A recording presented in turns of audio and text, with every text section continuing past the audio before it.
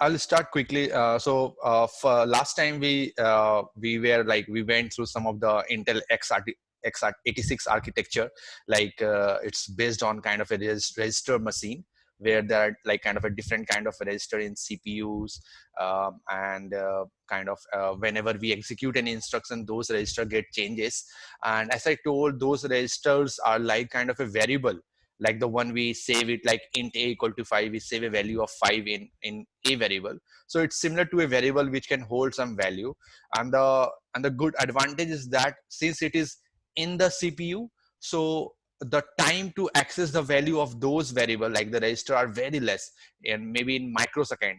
And if suppose you're writing a program and kind of if the CPU is have to kind of access any value of a variable from suppose your hard drive, so it will take a lot of time, maybe around maybe sometimes even around 0.5 seconds. Okay, so this 0.5 second will be a huge kind of disadvantage, because the software will lag.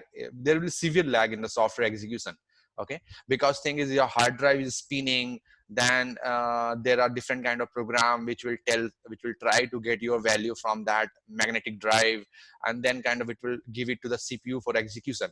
So better than that, why not? So what the scientist, the developer thought, like why not give some kind of a variable holding functionality in the CPU itself, so that whenever kind of whenever the program needs certain kind of value of a variable, it's very easy to kind of fetch it from the CPU, and the time taken for that, it's in microseconds. Okay, and the other thing is like whenever you all might have gone through the operating system concepts, is that whenever kind of you are executing a program, suppose you are playing the game, like suppose any game, like suppose Call of Duty or PUBG kind of thing. So what is happening is like half, like some of the portion of the code that is residing in a hard drive actually get loaded in the memory. Okay, because fetching something from memory is somewhat faster than fetching it from hard drive, because most of the time, as we have seen, the hard drive is kind of a rotating one. And nowadays, like solid state drive have came, which speed is quite good, but even though it can't beat the RAM memory speed, and RAM memory, it's based kind of in a transistor kind of thing, where it holds the value, and kind of if the power goes off, the values also get deleted. So in the RAM memory, so suppose I am fetching some data from hard drive, it might take me suppose 1 second. And if I fetch something from RAM memory, it might take me maybe suppose 0.5 seconds. Okay, but what happened is now the things that are like kind of will be really needed. So what happened, some of the portion of that, some of the values of those instructions that are residing in the memory are also loaded in the CPU register. That's what we see whenever we execute an instruction, we see the values in the CPU. So over there, the fetching, the data fetching thing is like very low, maybe in microseconds. Okay, so that's where the register came. Okay, and kind of as I told last time that okay, there are different kind of register, general purpose register, as well as kind of like special purpose register. Okay, so like EAX to EDI are kind of general purpose register, like kind of like whenever you are executing any function, when the function is returning, the value is normally stored in the EAX register. Okay, and there are other then there is something called as ECX, which is actually mostly used for looping. So suppose I have written a program where I have written like for I in range 1 to 10, print hello. So that loop will kind of print hello for me 10 times. Okay, now that counting that I am like about to touch 10, or I'm about to like one by one counting of the value, that okay, the value is now 1, the value is now 2. So those things will mostly be stored in the ECX, like what's the counter stage now. Okay, similarly, we went through some EBP register where we were trying to see kind of how arguments are passed to a function, and how EBP help us to kind of fetch that argument. So I think that last slide. So yeah, over here it's not that cool to see, but thing was like the arguments that we pass to the add function, like 5,3, were stored in the stack. Okay, and EBP was pointing to the top of the stack, And then, as you might recall, kind of we did EBP, it gave me 5. If we did EBP plus 4, it gave me 3. Then suppose if we do EBP plus 8, it will give me the third value. So that's how we can kind of fetch the arguments that is stored in the stack. Okay, so I'm just recalling all the stuff that we saw last class. Okay, and then there is something called as ESP, which actually point to the stack, or in a reverse way we can tell what's the last item that was put into the stack. Okay, and similarly there are other register too, like ESI, EDI, which are mostly used for kind of doing like fetching the value from the memory. Okay, and one of the special is the EIP, which is called instruction pointer, which actually tells what is the next instruction that is going to be executed. So it doesn't hold the instruction, but it holds the offset where that instruction reside in the memory. Okay, so that's where like it points to the offset value and kind of, okay, it tells the CPU, okay, once you are done with this instruction, what is the next instruction, what is the location where you will find the next instruction that needs to be executed. Okay, so those things are are dealt with the EIP value. So EIP holds the next instruction address. Okay, and then there are something called as EF flag. Okay, so we will see this in much more detail. So when I am discussing this, let's also open the IDA Pro so that you guys have much better idea what I'm talking about. D2. So the malware samples I have also shared in the Google Drive, as you can see. So if you are going with the practical, so you can maybe right now upload the WinHelp32 in kind of IDA Pro, and then kind of go same way like how I will be going through that currently, and maybe later you can do that. Okay, so let's extract this malware. Now I have the malware. Let's load it in the IDA Pro.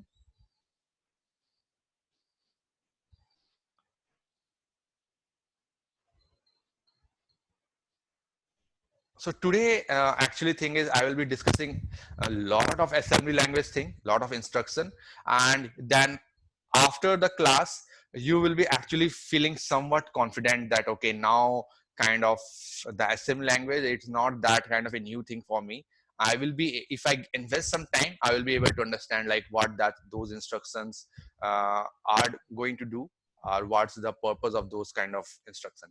So even though for the today class, I won't be able to complete most of the assembly language thing, but whatever I'll be able to complete it, you will feel confident after that, okay, that now the assembly instruction are looking quite easy to me, and kind of I can maybe analyze any malware kind of on my own. Okay, so let's go to the malware.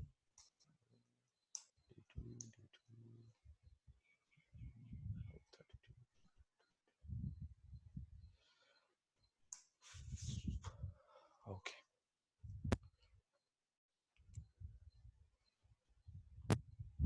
So the malware is loaded, and kind of the start window. Let's so just see the CPU window. What I'm doing is I'm just putting a breakpoint in some of the instructions so that I'm able to see the CPU thing. So I'll just put a breakpoint over here, add a breakpoint, and let's start the process.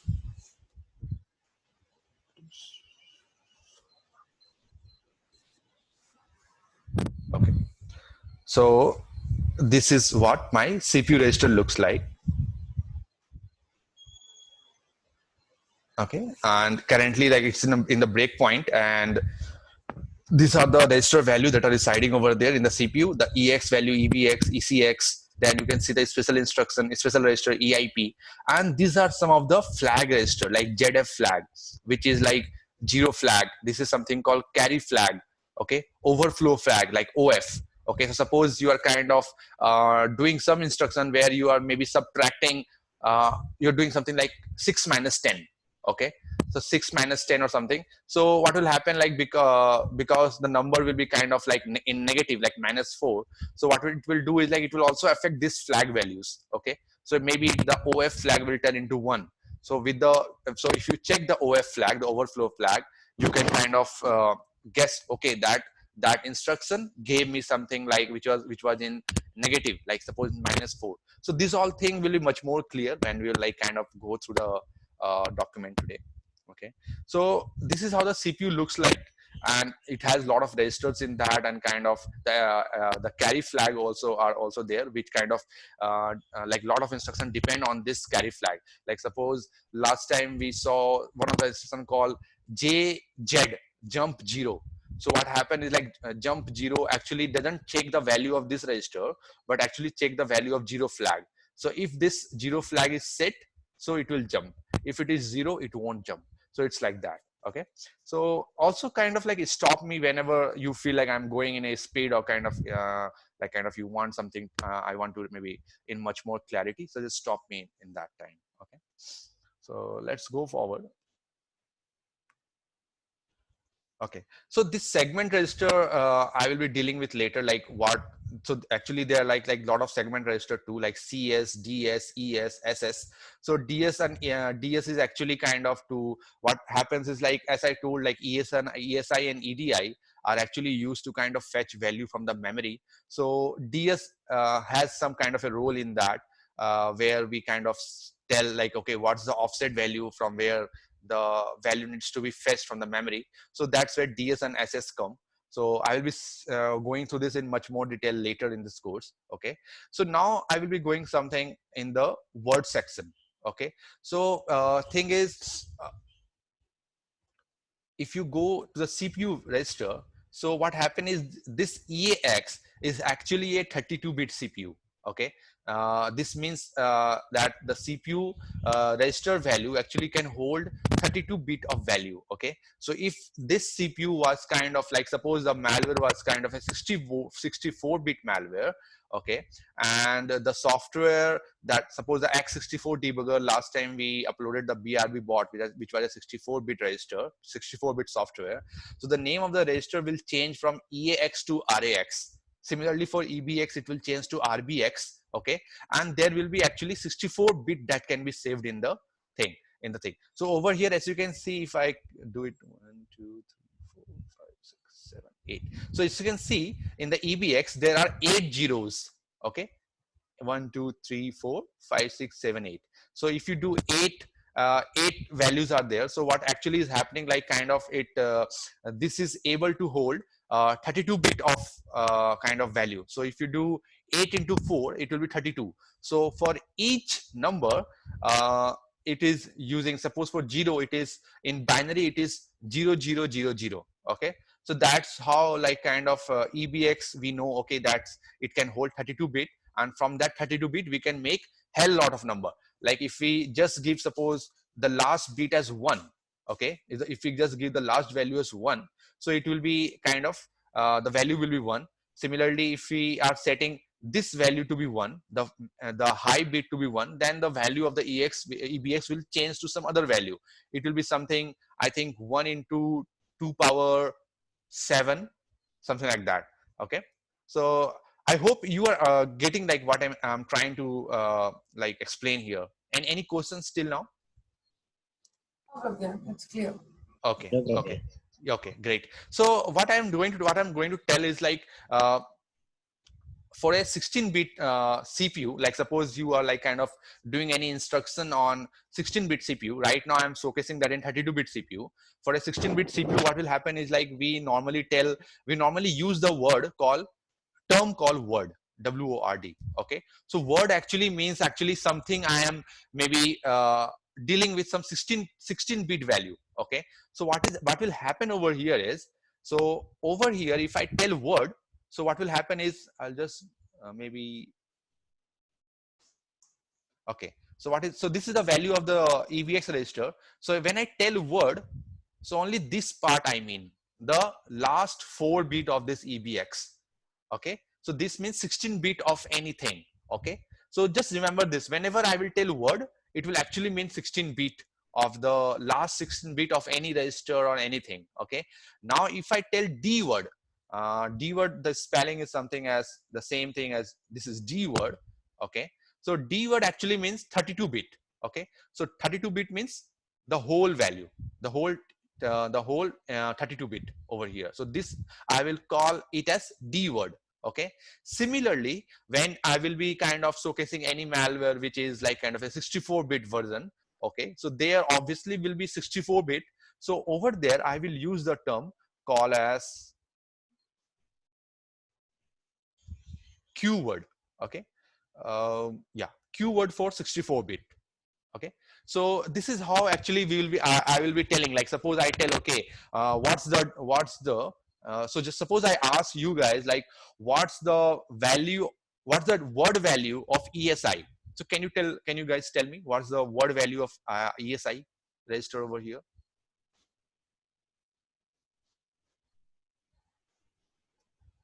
Am I audible to all of you? Yeah, Pragyan. Yeah, Pragyan. Yeah. Okay, so any guess what's the word value of ESI over here? No, Pragyan. Okay, so it's quite easy. As I told, like the ESI, Yeah, it is is, it the first 4 digits or the last 4 digits? yeah, word actually means 16 bit. So normally we'll tell it as the last 4 digit. Okay, Okay. yeah. So it will be 1630.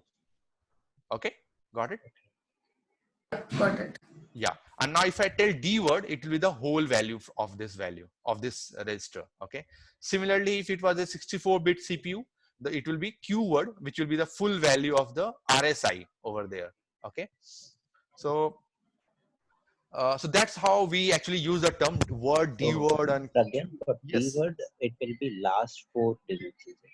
No, D word actually means the full part, the full 32-bit. The full, Okay. yeah, the full 32-bit means the D word, and the word mean the last 16-bit. Okay, got it. Not exactly, Pragyan. Okay, Uh, okay, yeah, please like tell. then in that case, what do this last 4 digits represent? 1630. Okay, you mean about this thing? Yeah, What yeah, does? Okay, so this doesn't hold a value as of now with this, just with the number.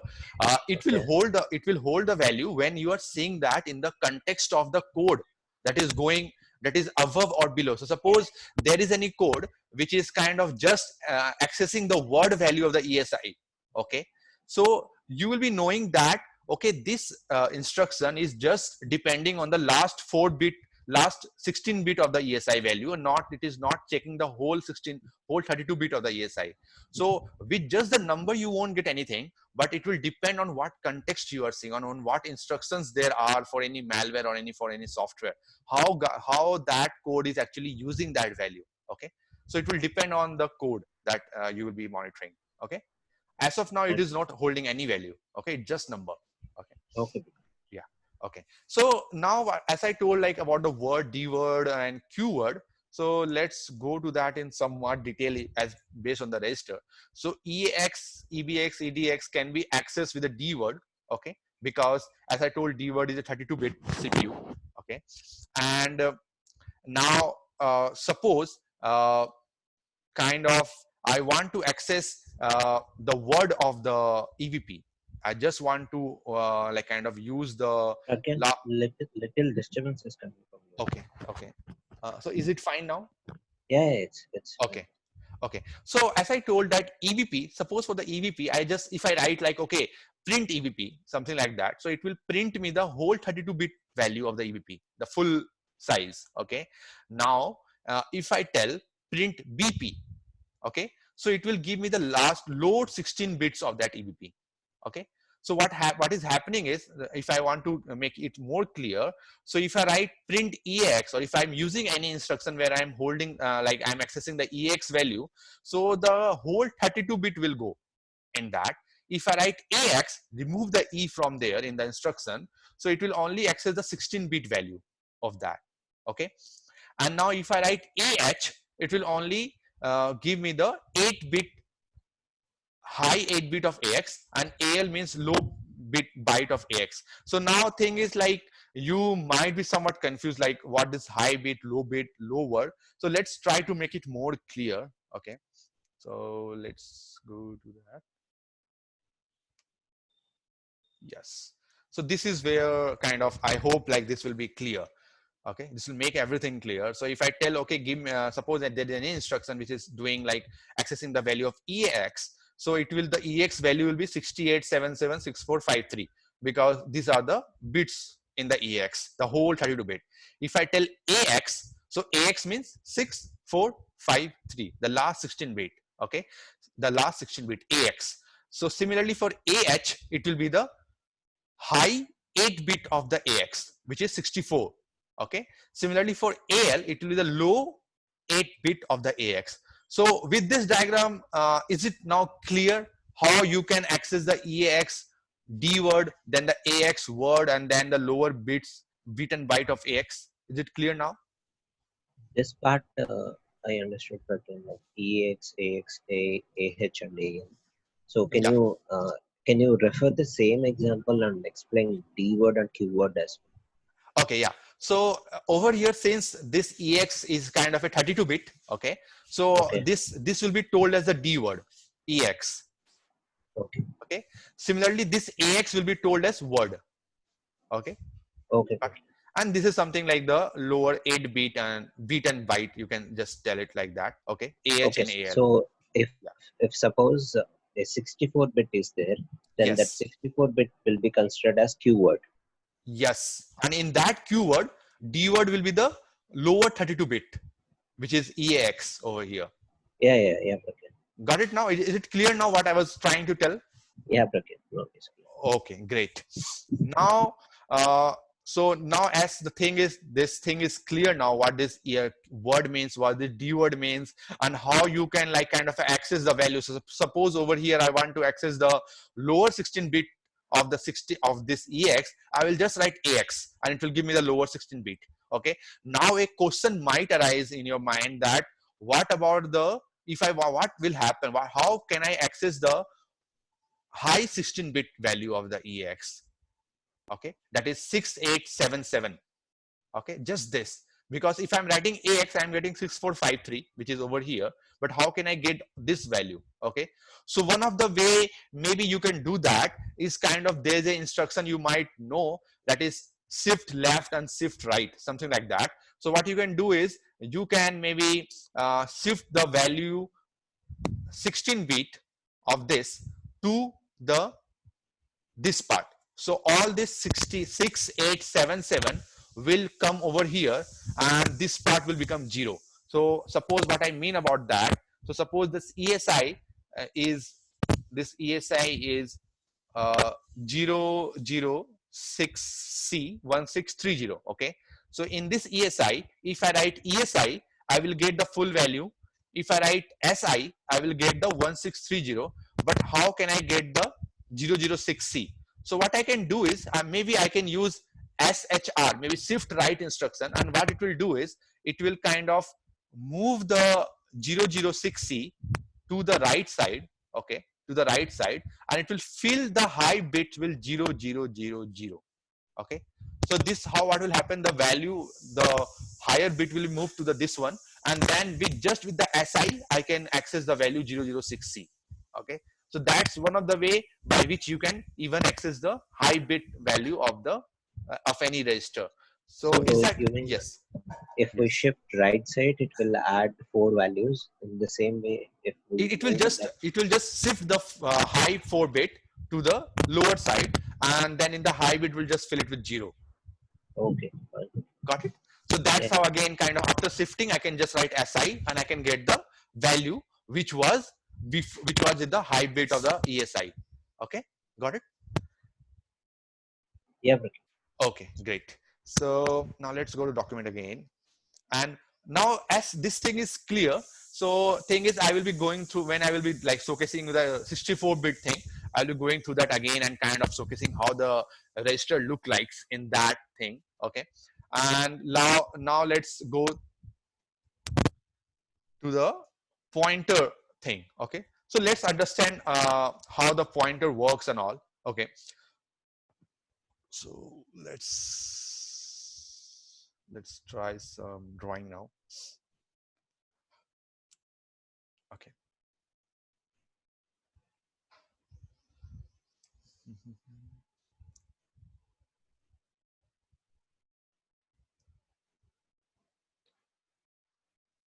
Okay, so suppose I have written something as Mhm. Just give me where the instruction. Okay. So suppose I have written something as int a equal to 5. So I hope like you guys are already because you all are from coding background, so you might know that okay, I'm storing an integer value of 5 in a variable called a, right? So what will happen is over here, suppose the 5 will be stored, and this can be referenced with the a variable. So if I write print a, it will give me the 5. So now what happen is how this thing will be stored in memory is that there will be something called as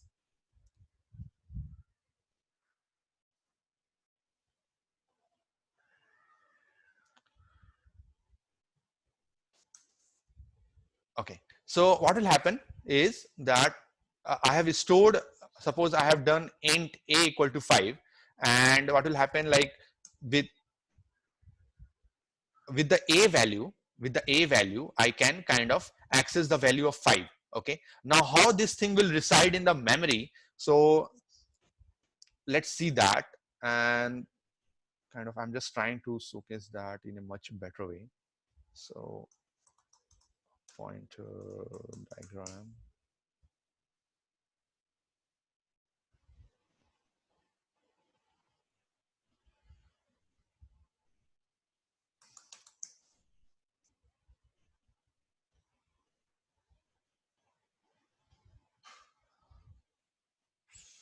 Okay, let's see from here.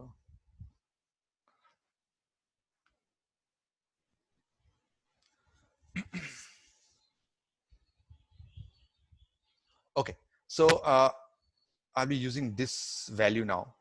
Okay, so this diagram now. Okay, so suppose I have a variable where I'm storing a 10 value. Okay, so what will happen, like how this 10 will be stored. Okay, so in the memory, this box will be having some address. Suppose the address of that box is 2008. Okay, so this is the address of the var variable. Okay, and the value of the var variable is 10. Okay, so stop me whenever like you are having any confusion. Okay, so suppose I declare any variable which with the value of 10. So what will happen again? I'll be repeating it again. That there will be a box that will be created. Suppose a 4 byte of box which will store the value 10, and the address of that box in memory. Suppose it is 2008. Okay. Now, if I want to kind of access the value of that box, I can write print var, which will give me the value of 10. Or the other way around I can do is I can dereference the pointer. What it means is like suppose I have a there's some disturbance. Okay.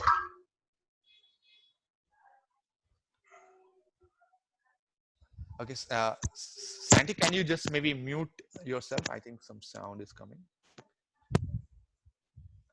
Okay, guys. So I hope this thing are already clear to you. Like, okay, the address of this variable will be, suppose I'm storing that variable in kind of ptr1.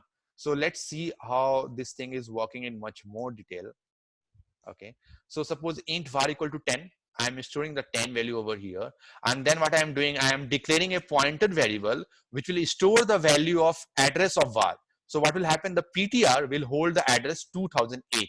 Okay, now what I am telling is I'm using a star value over here, and I'm telling is whatever ptr equal to 20, so whatever the value, change the value of 2008 to 20. So what it means is like whatever the value that is residing in the address 2008, make it to 20. So the 10 will be removed and 20 will be stored in the 2008. Okay, now what I am doing is I am also storing the address. So I think till this line, till the both line, it will make you clear how the pointer works. Is that whenever you declare anything, it is stored in the memory and it has an address, and that address you can reference it with like the str notation. So you can tell, okay, give me the, if I print what's the address of var, like print ampersand var, it will give me 2008. And if I tell, okay, star var, star ampersand of var, something like that. Okay, so it will give me the value of that 10.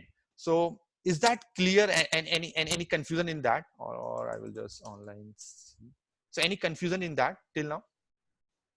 So ampersand var will give the address of var, and star ampersand var will give the actual value of var. Am I Yes. correct, Pragyan? Yeah, I'm just trying to see that over here if I can show you guys this. Okay, print of percent.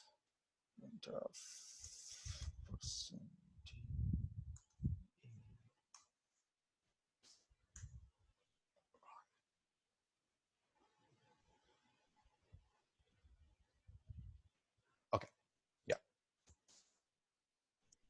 So let's remove this. So now you can see there's this small example that I have stored a equal to 10. Okay, and as I told that this 10 will be stored in memory, and the address of that memory will be like kind of you can access with x a ampersand a. So what I'm doing is over here, I am kind of printing the value of a, which is 10. Okay, now if I want to see the value of what's the address of this value, so I can do something as percent x, and then let's do p. Let's see if it works.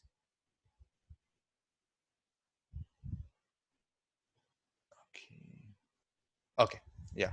So if you see the 10 was stored, okay, the 10 was stored, and the address of that where in the memory where this 10 was stored was 8A F7 3FF4.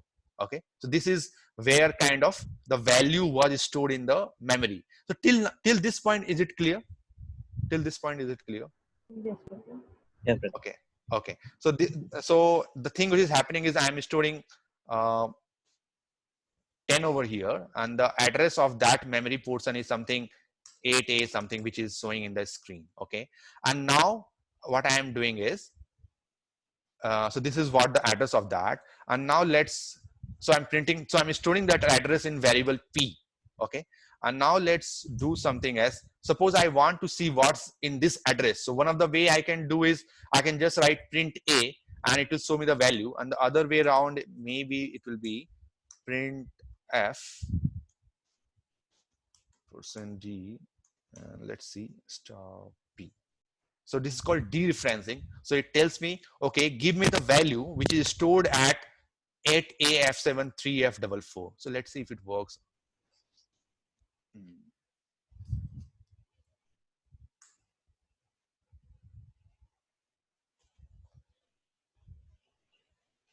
Okay, now you see that if I remove, so if I remove this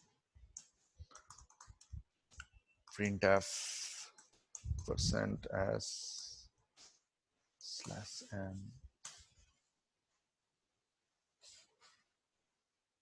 Okay, so now you see the value was stored in a was 10. So I printed the value of a, and then I also printed the address of where this 10 was stored. Okay, and now I am printing the address. Now I am printing the value which was stored in this address using this line. So you can see again the 10 got printed, and how I am doing it, I am not kind of using a over here, but I'm doing star p, which is called dereferencing. So this star p means give me the value which is stored at this address. So now is it clear how the pointer works?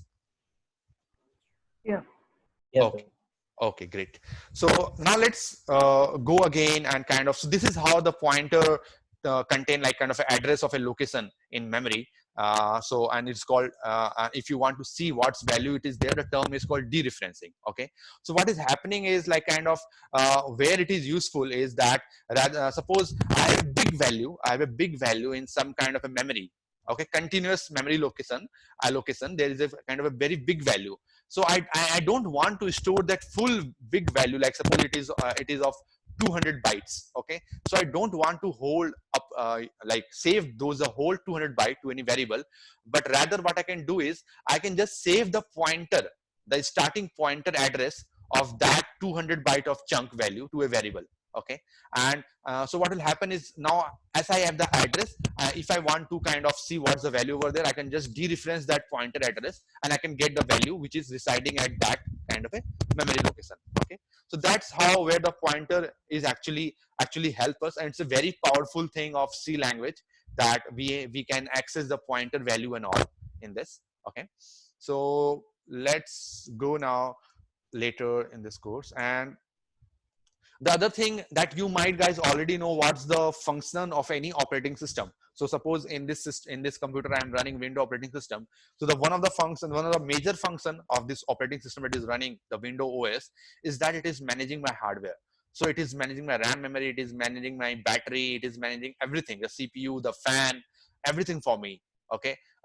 When I'm playing any game, it is loading all the content of that in memory, then it is loading in that in CPU, doing all the stuff for me. So that's what the purpose of operating system is. Okay. So it manages the hardware as well as manages the memory. Okay. So now let's go again in this. Okay.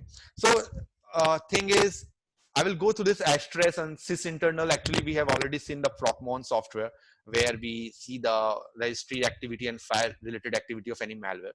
So this Asterisk I will be going again in much more detail, like it is coming in between like monitor system call. So I will just go to that why I'm about to discuss that. Okay. So now there is something again that is called a variable. Okay. Variable and its scope. Okay. So what is happening is whenever you are writing any variable, so are you guys known? Do you know like what the scope of the variable, the local, global, and static? Yeah, program. So local variables will be limited to a particular function, whereas a Yes. global variable will be available to the entire program. Yes. Yeah. Correct. So that's what like kind of a local and global means. So just let me see if I have Python in this.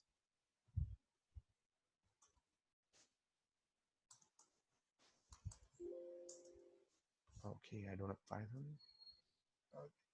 So easy way to check that is I'll just do online Python compiler, leave Python compiler. So in the Python language, there's a very easy way to kind of see that. So suppose I have declared a variable a. Okay.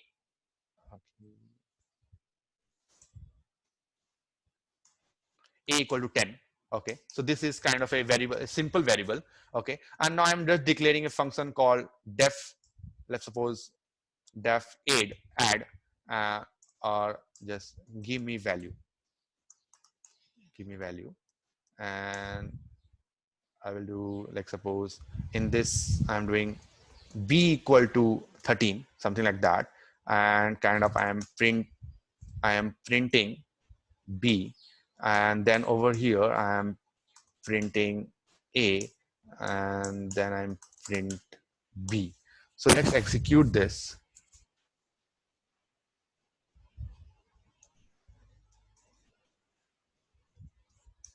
Let's execute this.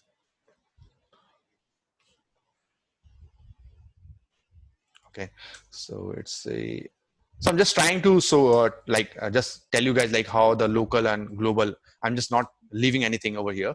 So this is normal example of a kind of a global variable. Okay, so what is happening is print a and print b and then print b. Okay, so with this very simple program, the local and global will be very much clear. Is that this a variable is like outside of the function, it's kind of a global. Okay, and this b variable, the value that is stored over here is b equal to 13. So it's a local to this function. So what is happening over here is that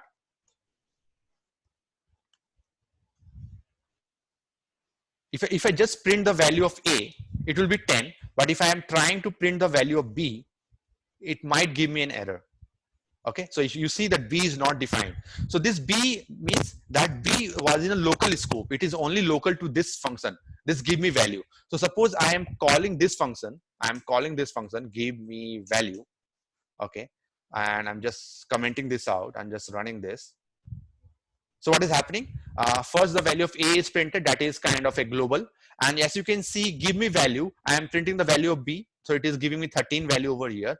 And then I'm printing the value of a. So it is able to access the value of a from here because the a is a global thing for this give me value function. But if I uncomment this line and print b, I'll be getting error because this b was local to this function and I'm not able to access that globally. Okay, so I hope now this global and kind of local concept of a variable is clear, right? Yeah. Okay. Yeah, but Okay, great. So this is something variable has some scope. So why I am discussing this is because when I will be going through the assembly instruction, the assembly thing. So what will happen is like whenever kind of we are inside a function and suppose it is inside a function it is declaring some variable. So what will happen, that variable value will only be like kind of a existing only for only inside that function. You can't access that value from outside of that function because its life will be only inside that function. That will be called as local, and something global is something which everyone can access. Okay, and there is something called as static.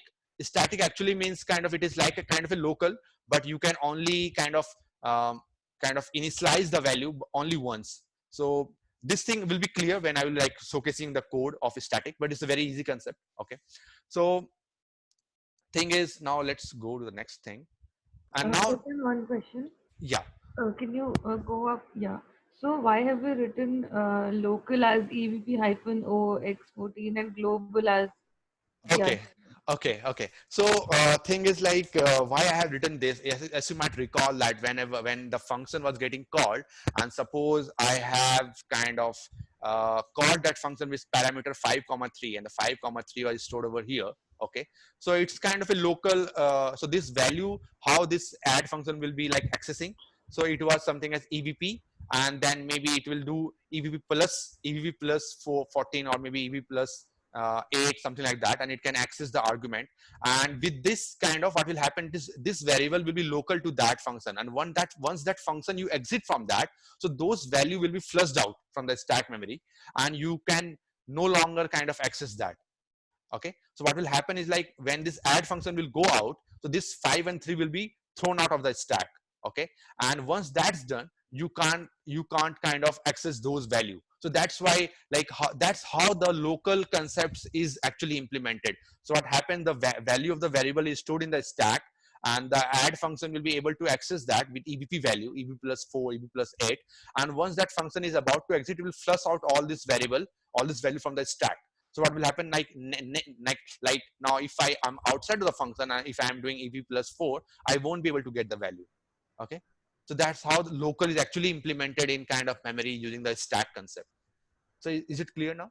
Yeah, Bhajan, got it. Okay, great. So now there was something called as data structure. So data structure we normally mean is like okay, let's go to one of the thing. Let's go to one of the document. Write file mstm. Okay, so something which I mean by data structure, like as you might have seen in if you have gone to the structure thing in the C language, so you might have seen we declare a structure with something like okay, a block of memory which can hold different kind of values. So here maybe like suppose this write file is holding a value of handle, which is kind of an integer. Then maybe the buffer size is also an integer. Maybe so this all thing are integer. Maybe it is holding also some string value. Okay, so this whole bunch, this whole package, okay, I am able to access with the write file structure. Okay, so if I tell write file.h file, it will give me the value which is what it holds for the handle value. If I write file.lp buffer, it will give me the value of the LP buffer. Okay, so that's how the structure comes. So suppose when you are like kind of trying to understand any function, and also understand like okay, what the structure is, how the thing will be loaded in the memory. So suppose I am calling a write file, so this whole thing will be loaded in the memory. Okay, so this is what I mean by structure as of now in a very vague term. Okay, that it's kind of package which hold multiple kind of data. Maybe it is all integer, maybe it is a combination of integer and string. Okay, so if just to showcase that in much more detail, maybe I'll just go structure in C. Just go over here. Okay, so this is how the structures look like. So here to make a structure in C, we just use a keyword called struct, and we just name it something like that. And in the struct, we kind of make a package. Okay, that this struct geeks for geeks will hold different kind of value. Maybe the name of any student, the ID number of that, maybe the employee name, the ID number of that employee, and the salary of that employee. So these are the members of the structure, and the whole package I can access from the variable called as gigs for gigs. Okay, so if I do gigs for gigs name, I can access the value which is holding up in this value. Similarly, gigs.id, I can get the value of the id integer. So this is how normally like the structure looks like in a C language.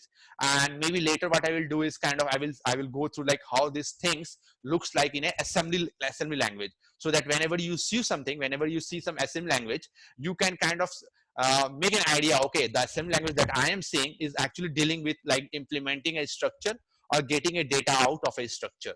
So I hope this is clear of how a structure looks like and how it is implemented. Yeah, but Yeah. Okay, okay, great. So now let's go again.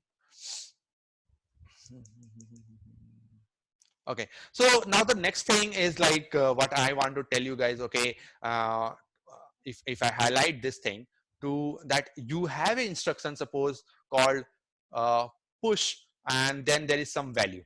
Okay, 0x c6c65. Okay, so seeing this instruction, one thing you can maybe recall that push instruction is used to actually to push some value into the stack. Okay, but how can you tell, okay, this is a this number is not a code, or maybe it is either a code or a data. Okay, so can you just tell from the number, is it a code or a number, or is it a code or a data? So we can't tell that actually. Okay, so to understand like if this number, as Sandeep, as you asked, like what is the context of that lower 16 bit of that ESI. Okay, so as the answer was kind of, we can't view anything just by seeing the number, but we have to see the context around that code, like how the code is using that kind of value. So here kind of, if I'm using suppose this value, I can't tell if it is a code hex value, so it's a instruction hex value, or it's just a data. Okay, but with the context I will be able to understand like what this number is it like in the terms of a code or a data. Okay, so actually like if you just might recall, this is the hex value of a string called hello. Okay, it's not complete, but kind of. So what I mean to say is like this, that value that was pushed into the stack, the 6fcc65, is actually somewhat, actually here, it is the string value, but I will be able to only understand that post I read some of the, like suppose 10 to 15 lines after or before this line of code, the push and some value. Okay, so this is what I want to mean to say is like whenever you see some instruction, you see some value, to understand it, what that value mean, you have to understand, you have to see some lines above or below, and to understand, you have to understand the context out of that. Okay, so similarly, like suppose you are dealing with any kind of a tagged malware, as I told last time that how a tagged malware will look like. So the tagged malware will look something as, so suppose this is the whole code of the malware, and in that thing, maybe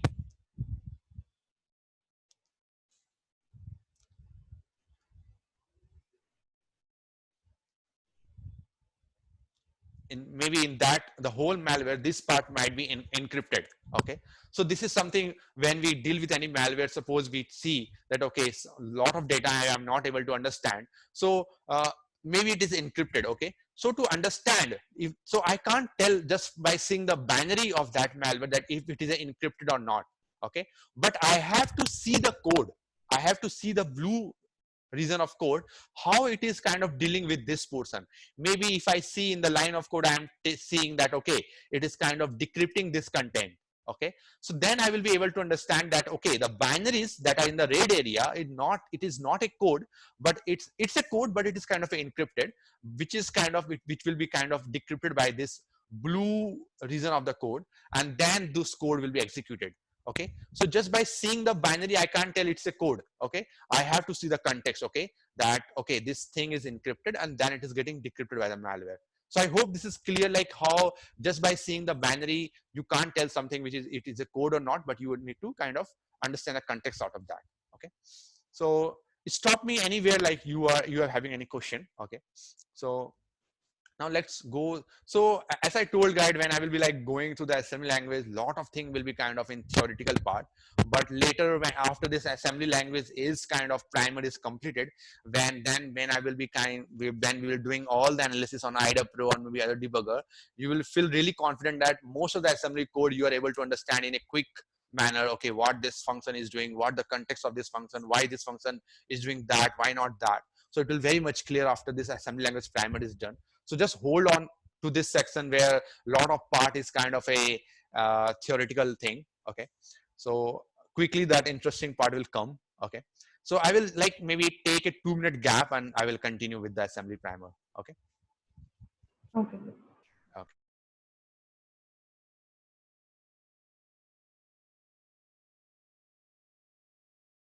Recording. Okay. So now there is one more thing I just want to tell you guys that okay, sometime you might see that malware is suppose kind of accessing any value, or maybe like trying there is some value that is going into some register which is suppose 404, suppose like that, like 404. Okay, so again in that, like actually you need to understand the context, what's the line of code or above or below, because what will happen with the 404 you won't understand what that means. But what will happen, like if you just separate that out with kind of like 004 and 400, okay, something like that, then you will with the kind of codes and all, you will be able to understand that malware maybe is trying to set a flag where it is trying to maybe kind of suspend the environment, or kind of maybe change something in the environment. Okay, so thing is I'll just okay. So thing is like this actually I just took it as to just let you know that okay, 404 sometime also you need to kind of with the code you need to kind of separate that out into two terms, and where 4 actually means a system call where kind of it means create suspend, and 400 sometime means create Unicode environment. Okay, so this all thing like kind of when I will be going through the assembly code, I will be showcasing you guys where okay this all thing how you can maybe assume okay how when to kind of separate this value, when not to separate this value. So it will be clear like once we are going through the assembly language. But just for now I just want to Again, yes. how are you able to separate 404 to Okay, so thing is what is happening is like suppose if any malware is kind of sending something to a process, okay, so they might include two instruction in a same integer.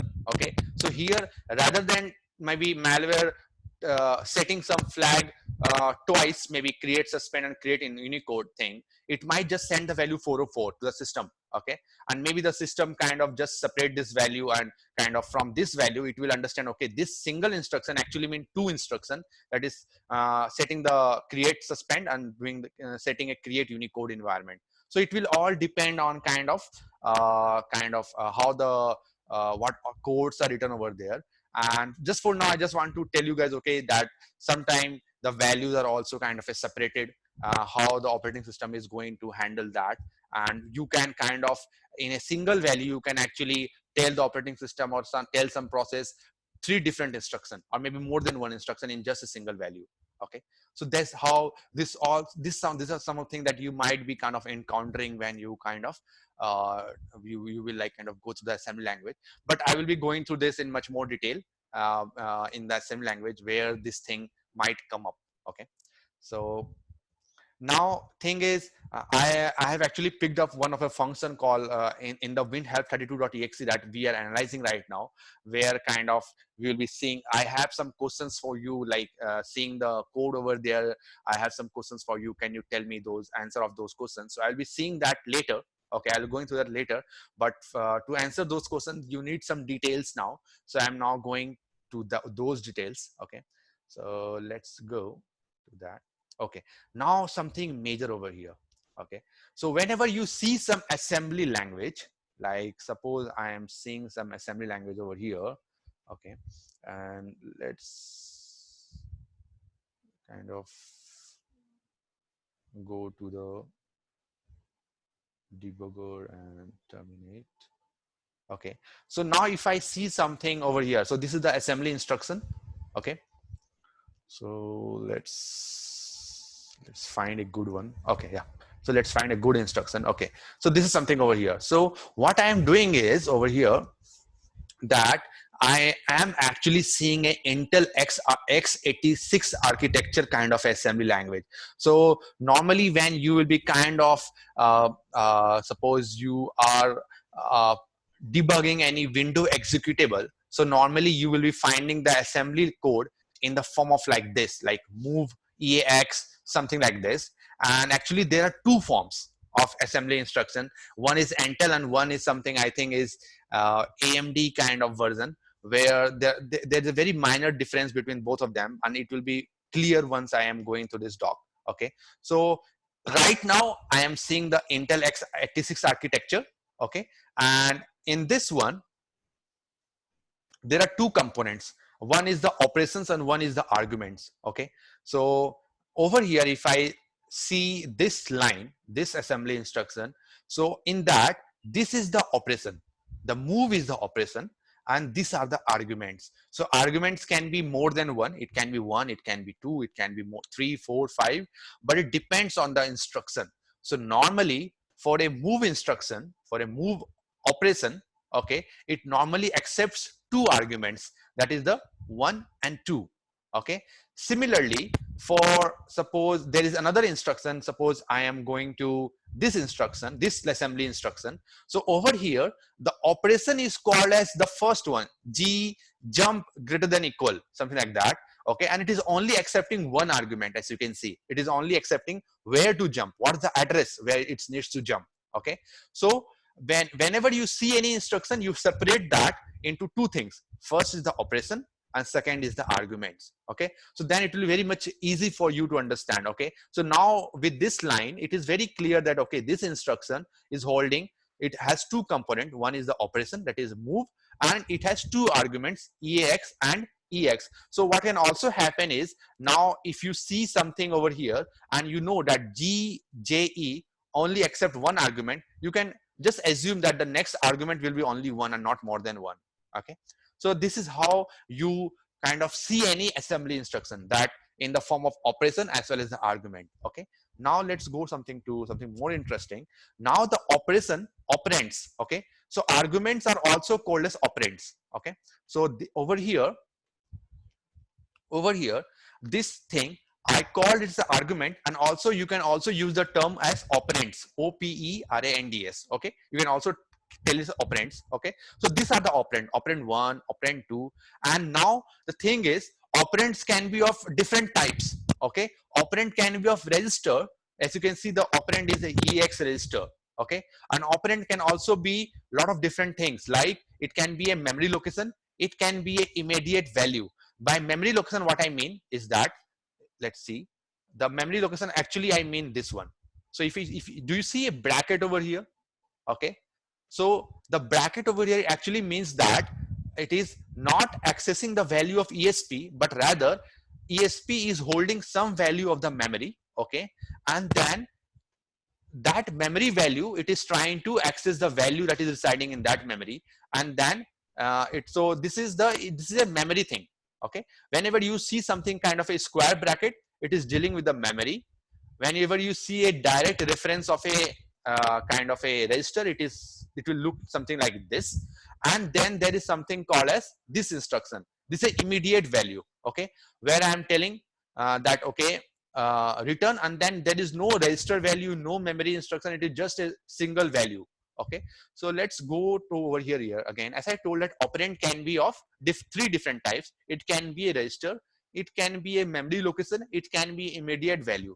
So register, I understand that it might be clear to you now. Memory location, I will be discussing that in detail just now, maybe in few minutes. Okay, and immediate value is something very easy to understand. As you can see that this is something immediate value, that's the 4. I am not kind of getting the value from a register, not getting from a not getting it from a memory. I'm just, so as you can see in for this instruction mov ex comma 2, so this operand is a register value and this is a direct value.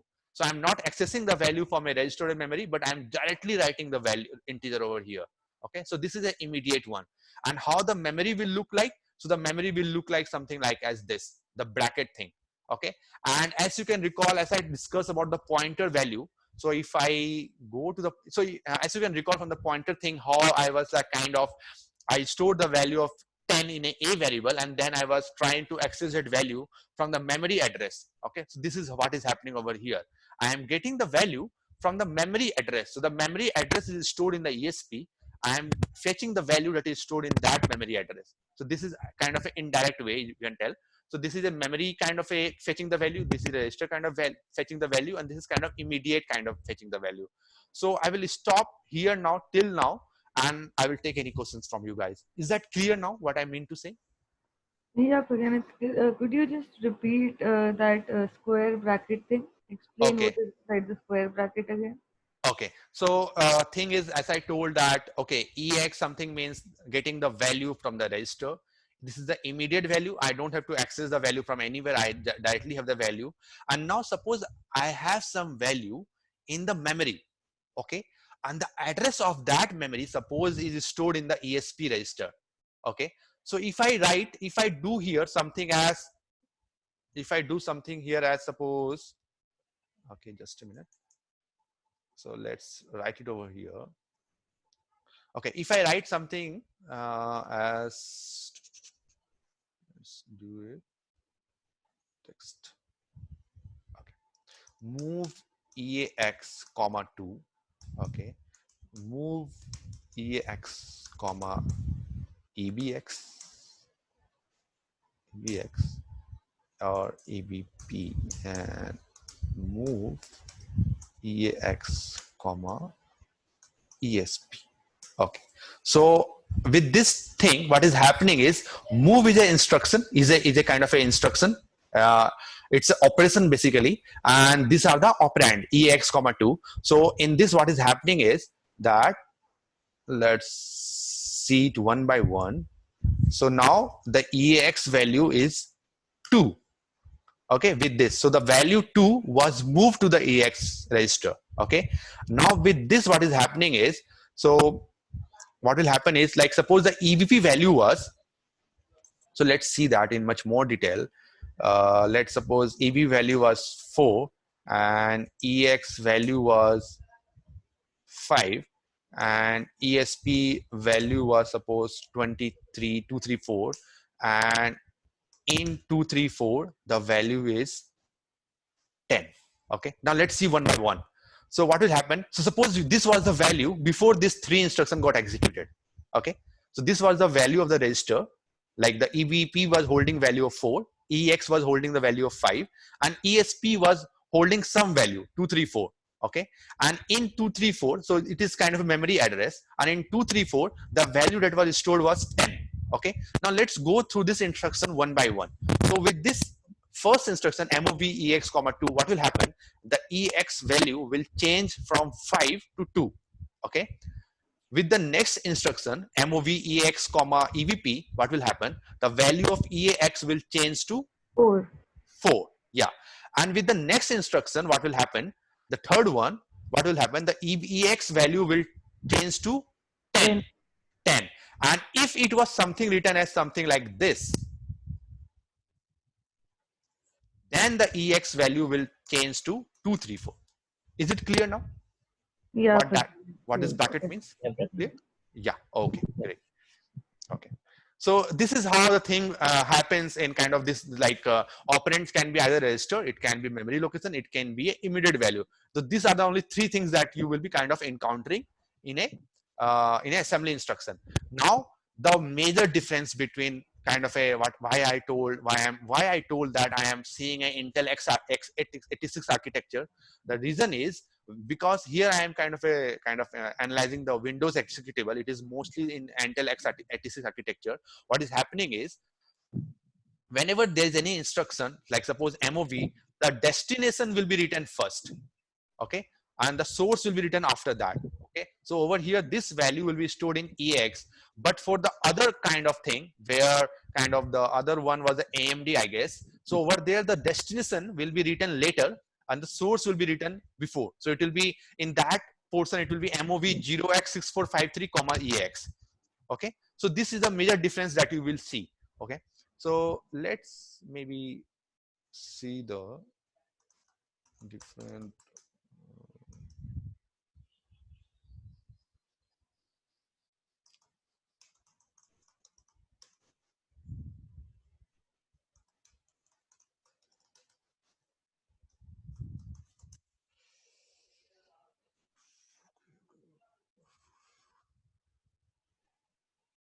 And also, like, kind of like, guys, if you want to kind of understand more about any kind of instruction, you can always download the manual actually of Intel. It's a very big book kind of thing, and actually you can read about all the instructions are over there, like what all instructions are over there. You can just go through that. Okay, I'm just trying to see if there's any instruction over here. But again, I just want to stop and tell you that this is very interesting assembly language. Okay, yeah, thank you. Yeah, it's so yeah, from this I also get to understand. Okay, I'm able to explain you guys like what all these things are. Okay, so thing is, what I mean to say is like, okay, in Intel architecture is something like this: MOVEX, ESP. For the later version, it is something like this. Suppose move dollar, something you will see is dollar. Suppose EAX, dollar EVP. ESP, suppose. Okay, now thing is, don't get confused that okay, with the dollar you can tell okay, it's not an Intel x86 architecture, but the thing is over here the data of ESP is moved to the EX, but over here what is actually happening is the data of EAX is moved to the ESP. So that's a major difference between both of them. Okay, here the destination is first, here the destination is like kind of later. The source is later, here source is first. Okay, so that's one of So the difference. basically, Pragyan, when we see AMD architecture, we'll see the dollar sign, or are you just saying it to explain it? Yeah, I'm not actually recalling that name actually as of now, what that is called, but I think it's a Unix ATT. version. Yeah, can you repeat that? ATT. Yes, ATT architecture. Yeah, ATT architecture. Yes, correct. ATT. Let's see that if I can just go through that. AT&T architecture.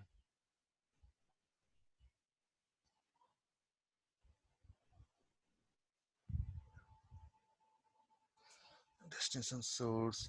Yeah, you can see over here the line that I was going to tell you. So thank you guys. So this is the AT&T syntax. No, this is the Intel syntax where destination is first and source is later. But in the AT&T, it will be source is first and destination is later. So that's the major difference between the Intel architecture and the AT&T architecture. Okay. So over here, let's go over here. And Whatever also, you mentioned, that dollar sign, that is not Intel architecture, Pragya. no, that is not an Intel architecture. So I think in AT&T, it's normally said with the percentage. Okay, because actually once I was kind of trying to get the, I was trying to You can see there, like yeah, you can see the literal dollar. values. Yeah, okay. So what is happening maybe is like the instant value is kind of told with the dollar symbol. So we need to go through that AT&T. Currently, I'm just discussing the Intel one. Okay. So once this come, I will just go through that in much more detail. Okay. But right now, like majority of the malware you will be seeing in the Intel x86 architecture. And over there, you just need to remember that destination will be first and source will be later. And suppose guys, suppose you are kind of reverse engineering any Mac app, like suppose there's a iTunes app you're reverse engineering, so most of the time you will see that in the AT&T architecture. Okay, where the source will be first, destination will be later, and then you will see the dollar symbol and the percentage symbol. Okay, so all literal value must be prefixed with dollar sign. Okay, for example, this one and this one.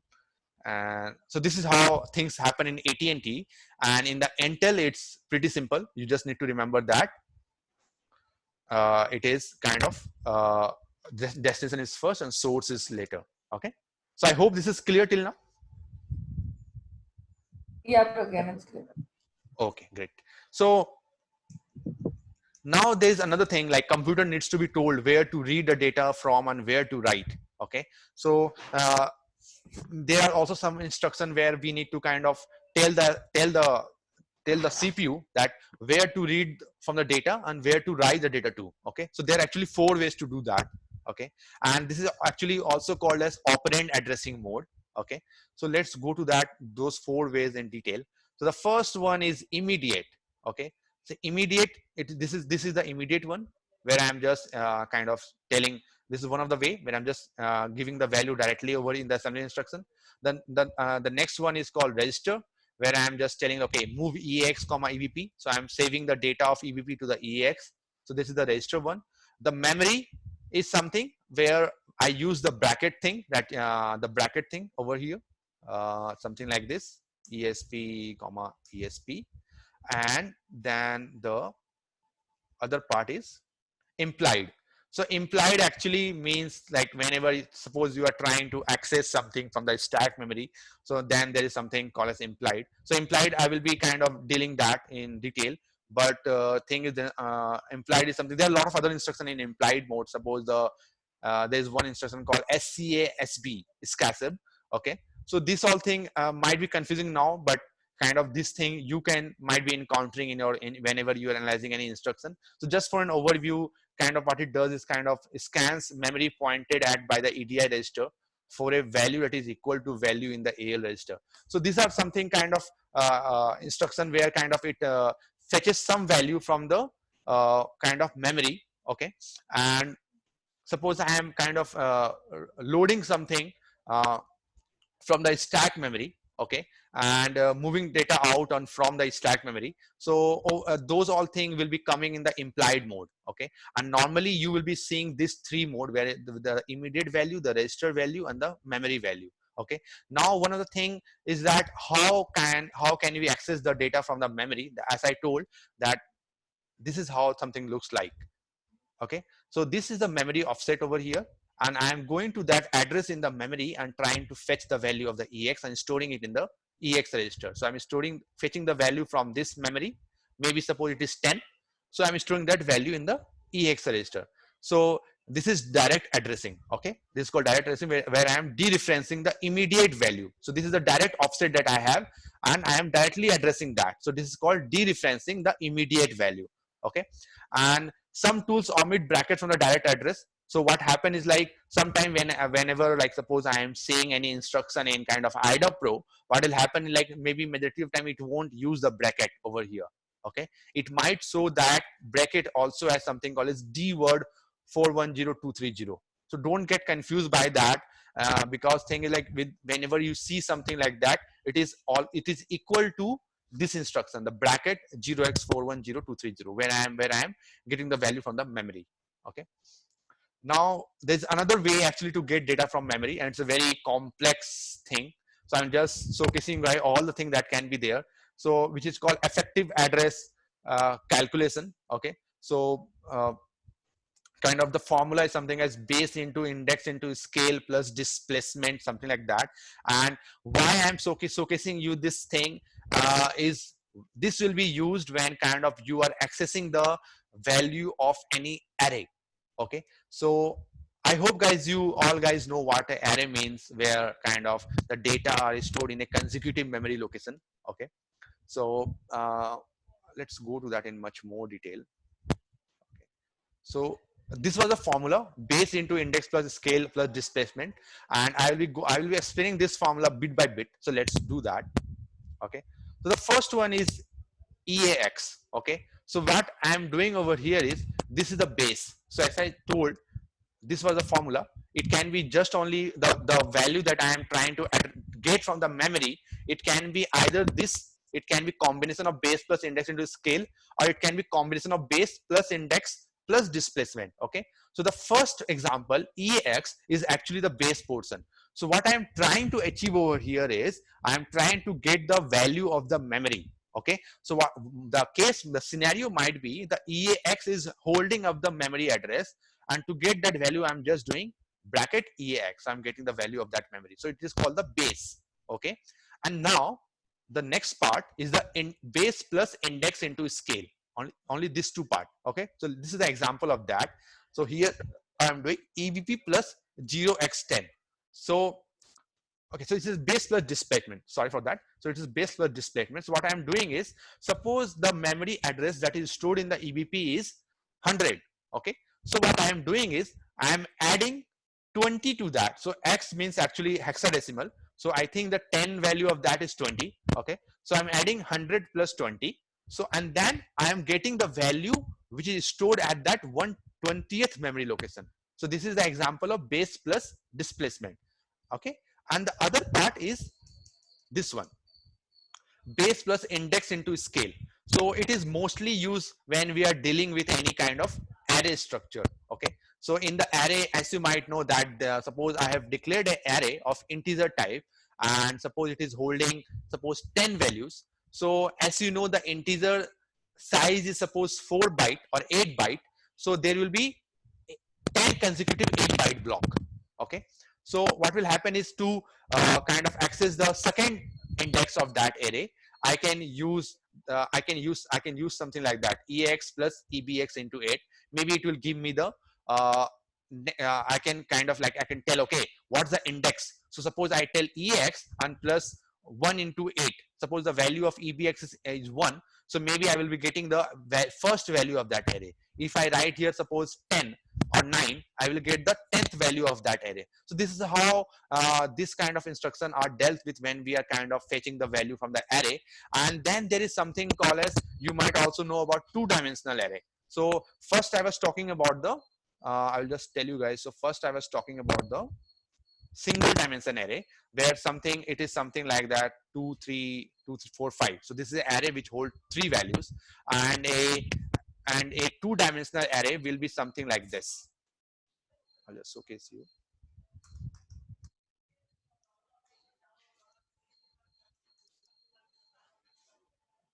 Oh, sorry. Okay. So this is, if you see over here, this is also kind of an array, like 1 2 3 4. Okay, I'm just showcasing you one matrix. Okay, so just maybe much more clear now. Oh shit.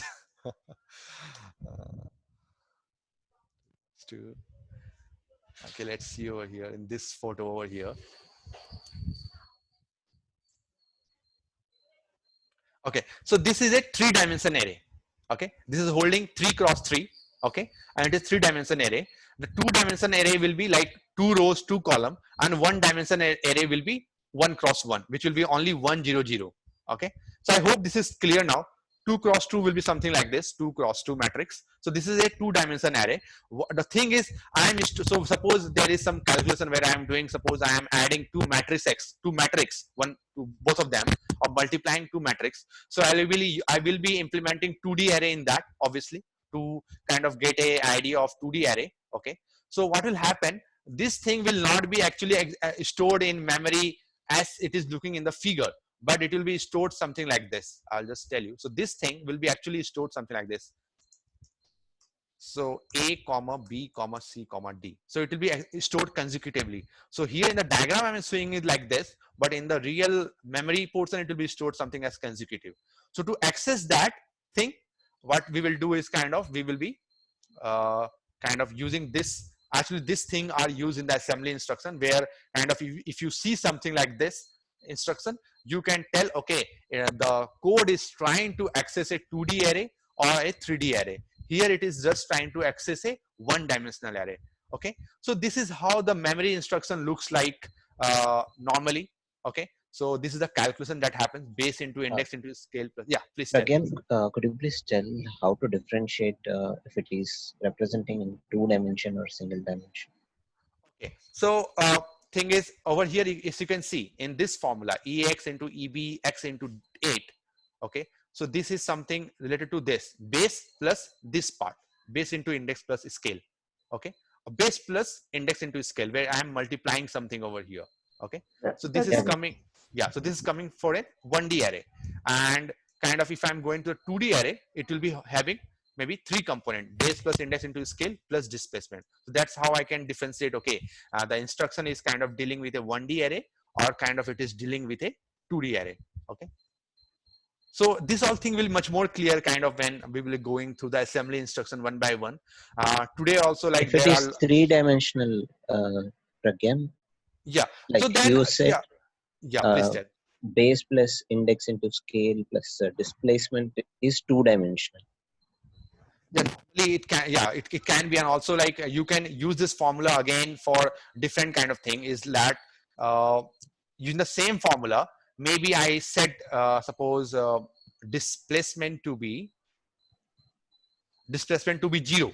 Okay, so that's where maybe I am accessing a 1D array. If I give some value over here, then it can be converted to a 2D array, where I am kind of accessing the accessing a 2D array.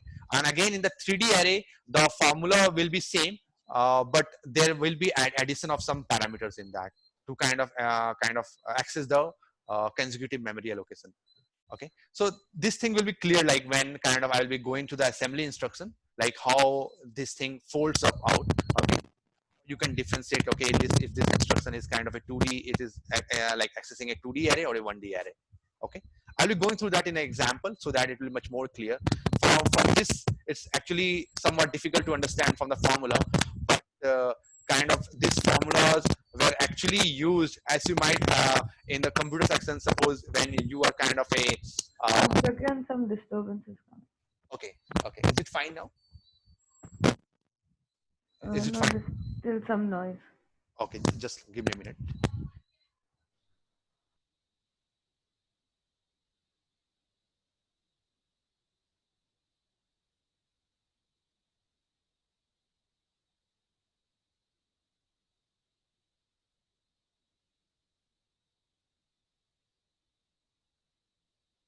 It's fine. It's better Uh, than before. yeah, it's fine now. So again, one question. So how exactly do we define these terms? Base, index, scale, and displacement. What exactly are these? Okay, I need to then go to the mathematics one. Array calculations, array address calculation formula.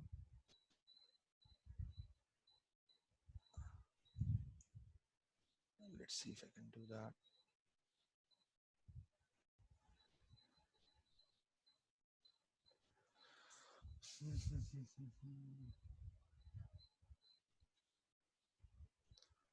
Okay, given the base address of array 1300. So suppose this is an array, okay, and this is the value of that, okay, and now as 1205 find the address of B1 1700. Okay, actually, thing is, these formulas are actually kind of derived to kind of get the address of any kind of a value.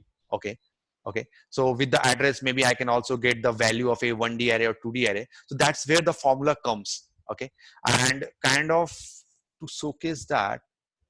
So it's a pretty complex thing actually. I need to kind of give some more time into that to maybe explain this thing in much more maybe in easier term.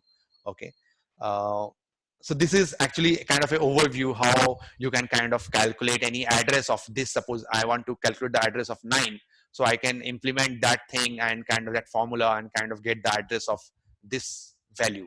Okay, so that's where the things are used actually.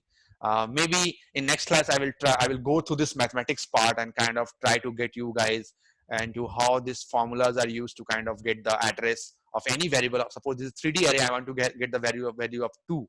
So how can I do that with the index part? Okay, so I'll do that maybe next class. But for now, I just want to tell you guys, okay, that these are the formulas actually. So this formula, the base into index into calculation, is actually to get the memory address of kind of that kind of, suppose if I'm having having an array, and in that I want to get the 1 2 3 4 the 8th value, the second row and third column value. So that address I can calculate using this formula. Okay, so this is how the things work. Okay, so I will repeat it again. So suppose I want to get the address of this instruction of this part. So if for this array, if I want to know what's the address, I know the base address, and I want to know what is the address of a column of a cell which is in the first row, which is in the second row and the third column, or in the fourth column, if because the index is starting from 0. So to get that address actually, that formula is used. Okay, is it clear now somewhat? Yeah, Pragyan, got it. Got it? Okay, so using that thing actually, kind of those things are implemented in kind of, if I want to implement that in a kind of assembly instruction, we will see something kind of this. Okay, and it will be much more clear, like when I will be going through the assembly instruction, I will be going actually through all of this, like encountering these lines and how can you differentiate, okay, what this thing is doing. So this will be much more clear during that time. But for now, just hold up with that. Suppose I have the base address of this array and I want to fetch the second column cell value of second column and second row and fourth column. I can calculate that address using the formula, this one, base into index plus displacement. Okay. I hope it's signed if it is clear to you too. Yeah, Pratik. Okay, great. Okay. So now, so for now, I just want to like showcase you an overview kind of what all things we will be encountering in kind of future, because I have to kind of go through this instruction. I have to showcase this thing in assembly language. So for now, just giving an overview, like what all thing you will be encountering later in this course. Okay. So now let's go to the data manipulation part. Okay. So what's the time? Okay. So in the data manipulation part, there will be a lot of things. Like suppose there will be instruction that you can see is addition. Suppose there will be like add ex comma ebx. Okay. So suppose something like this you can see. So over here, suppose I am doing add eax comma ebp. So what will happen is now, so first the value of ex was 2, move ex2. So I'll just save it here 2. Then I am moving the value of ex to ebp, some instructions. I'm just changing it to like this. Okay, 4 now. And then it is adding ex and ebp. So what will happen is like ex value is 4 and eb value is 4. So 4 plus 4, 8. And that will be stored again in the ex register. Okay, so this is how the add instruction actually works. So it is adding both the thing and it is storing in the destination. Destination comes first over here and so this source. So it is adding and then it is storing in the same register of ex. So that's how add works. And in a similar fashion, actually the other instruction like sub also works. And you will be also encountering some instruction like shr, shifting the bits to the right side, shifting the bit to the left side. It is something. So this all thing actually does some data manipulation. You will also seeing some Boolean operation like and or. And or, there is an exercise for that. If the time permits, I will be showcasing that. And then kind of there are data move instruction where I am. So I said, yes, you have seen the move instruction where I was moving one of the register value to the another. Okay, so the move instruction come into play. Then something there is one called exchange. So we will see that. So there are a lot of things like that. And then there is also a branching and conditional where like jump to a particular location or call to a function or compare something. If it is kind of equal, then jump. So this all thing will be like kind of, we can kind of segregate the different kind of assembly instruction into a 3 kind of overview. That's most of the instruction will be manipulating the data, like adding something, subtracting something. Then there will be instruction which will be like moving the data, maybe from a register to register, from a register to memory, from a memory to register, something like this will happening.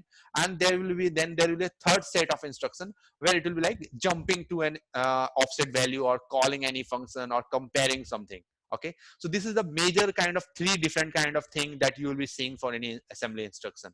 Okay, so now branching is actually something where we transfer the control of execution. So as I told that for this 4 line of code, the first line will be executed, then the second line, the third line, and the fourth line.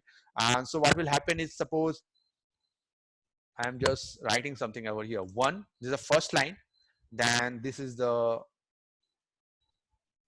second line, and this is the third line, and this is the fourth line. And so let's make it something as 4, then this something as 5. And let's, in the third line, I'm just telling move EIP, comma 5. Okay. So what will be the normal flow now? Let's see.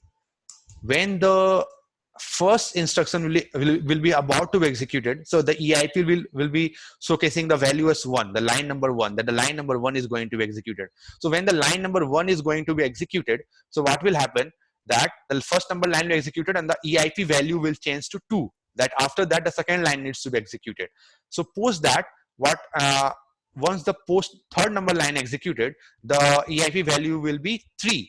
But now in the third value, what I am doing is I am saving this 5 value to the EIP.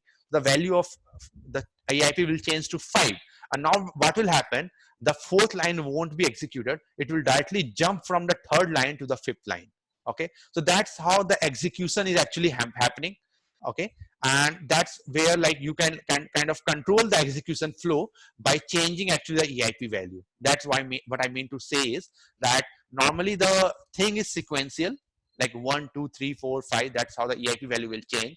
But there will be certain kind of instruction like jump or call or compare or jump not 0, which will actually affect the EIP value, and then it will like kind of the control of execution won't be sequential, but it will jump to the so maybe I will write something as much better will be like jump 5. Okay, so what will happen, this instruction will actually change the value of EIP to 5, and then it won't execute 4, it will directly jump to 5. Okay, so this is how the branching look likes. Okay, so any questions till now for this section? I hope it was very clear. No questions for again, it's clear. Okay, great. So normally, as I told, I'm just repeating myself. All the assembly instruction can be separated into 3 parts.